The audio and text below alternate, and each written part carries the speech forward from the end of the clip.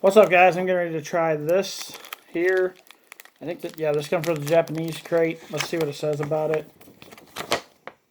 This one is called, there's two of them, Rusk and Cheese. This one is, this one's the Rusk. It says is so good we have another flavor. Different from the usual that are salty and uncoated. This edition comes in a sugary, buttery flavor of sugar rusk. Which do you prefer more? So, we're going to try this one. So far, I'm out of the Japanese crate. I haven't really liked too many of them. But, well, this broke. So, here it is. It looks like a big cheese puff's what it looks like. So yeah, like a big cheese puff.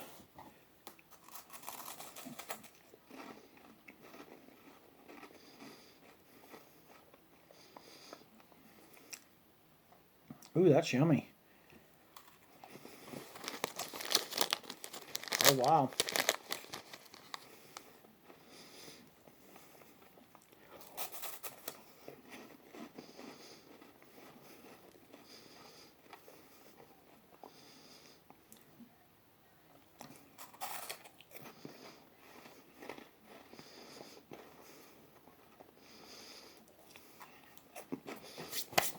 Okay, let's take the whole thing.